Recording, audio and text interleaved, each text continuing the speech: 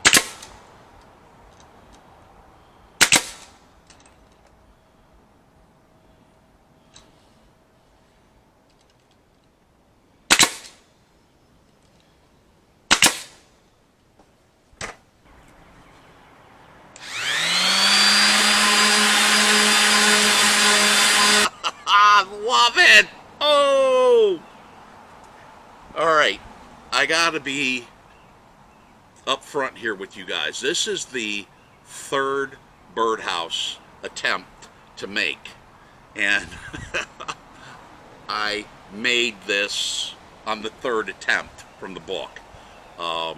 Sometimes I don't even follow my own recommendations. I started off too thin on the first try. That was me misreading things.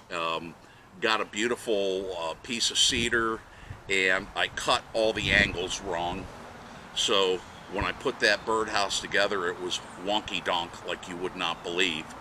And as I was in my moment of frustration, I finally figured out, well, let's do it right. I used 120 just to get rid of the pencil marks. Again, people are like, you know, hey, this is the middle of summer, breeding season's over, hatching season's over. Well, yeah, I understand that. You know, now's the time to go out and mount these in your yard. So that way there, it's going to go through the rest of the summer, into the fall, through the winter. So when it comes around spring, there's going to be no human scent on this, and this will attract the birds. So I didn't trim the roof down. I actually liked the roof larger. Okay, the roof was supposed to be 10 inches long, which it is, but it was only supposed to be 8 inches wide, and I just didn't like that look. I liked the 10 by 10, and didn't even trim up the front. Didn't want to. All right, my birdhouse. Actually, it's not. It's going to a client, and I know as soon as she sees this, she's just going to fall in love with it. So, the book again is Easy to Build Birdhouses by A.J. Hamler. We did a traditional bluebird box, but there's multiples afterwards. I mean, I really like that one that looks like a lighthouse. I might try that next. Who knows?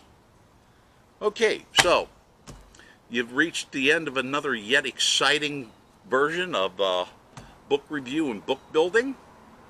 As always, I want you to stay safe and stay blessed. This is Jeff with the Bookworm Woodmakers channel.